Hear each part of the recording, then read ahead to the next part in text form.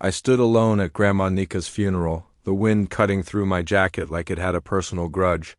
It slipped under my collar, down the back of my neck, slicing through the black suit I'd worn to too many funerals. But never one that felt like this. I stared at the casket as it was slowly lowered into the earth, the polished wood disappearing into a hole that would never feel filled. No matter how much dirt they shoveled over it, my fingers were stiff in the cold, curled around. The folded program I hadn't looked at. I didn't need to. I'd memorized every wrinkle in her hands, every story she'd whispered across cups of tea and homemade bread. The program couldn't hold a fraction of who she was. Across the grave, Marcus stood like a marble statue, tall, clean, untouched. His coat probably cost more than my car. He didn't cry. He didn't flinch. His hands were tucked neatly into his pockets, the collar of his wool coat turned up just enough to frame his jaw like a portrait. He hadn't even hugged me when he arrived.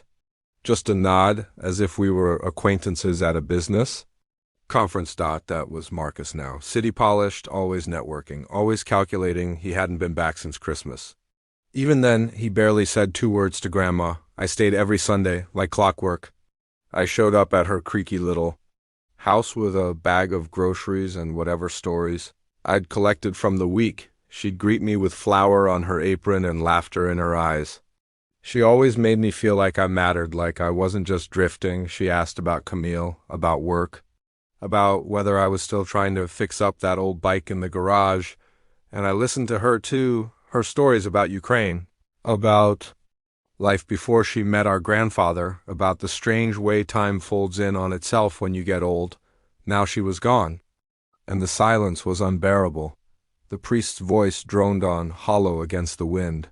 We commit this body to the ground. But my mind wasn't in the prayer.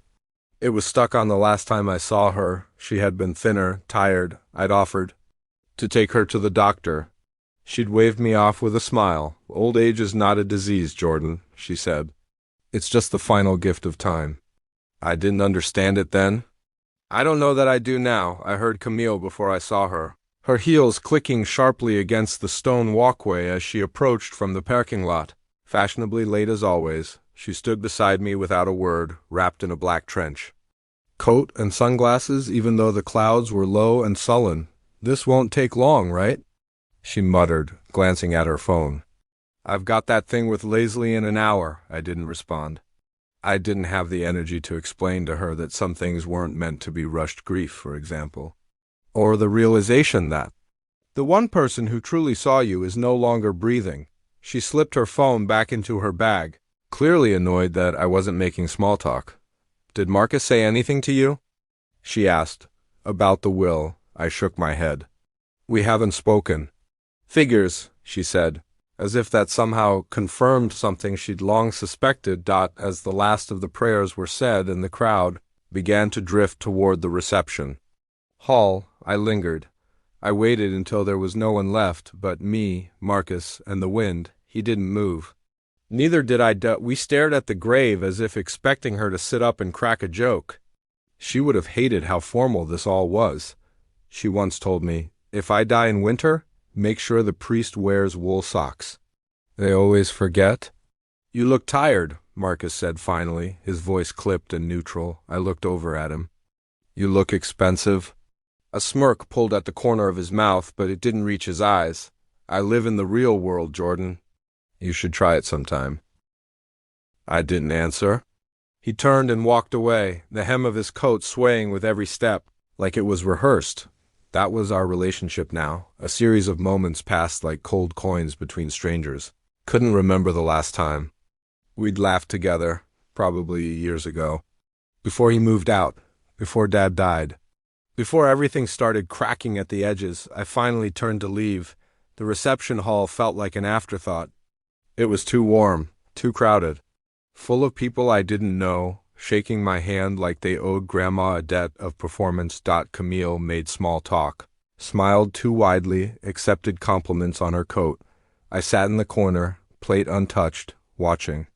A slideshow of old photos flicker on a projector screen. One showed Grandma holding baby Marcus on her lap. Another, the 3 of us in the backyard with our dog Max. My eyes burned. But I didn't cry. I just felt hollow, like someone had scooped the middle of me out and left the shell. Later that night, I walked through her house in the dark. The floorboards creaked like they were mourning too. Her slippers were still by the kitchen door.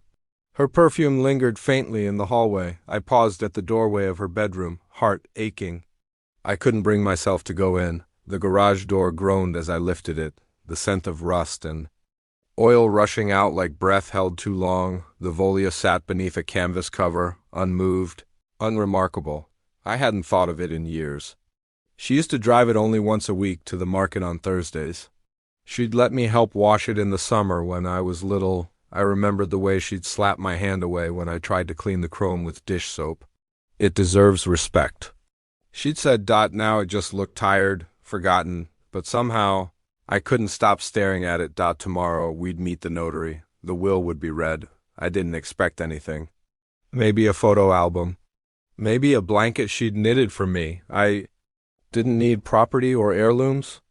I just wanted her back. But as I turned to leave, the wind picked up again, slamming the garage door shut behind me. I jumped, heart racing, then laughed at myself in the silence. Still, I couldn't shake the feeling that something had just shifted, like the last goodbye hadn't really been the end. Like something was still waiting. We sat in that musty office like characters from a play neither of us had auditioned for.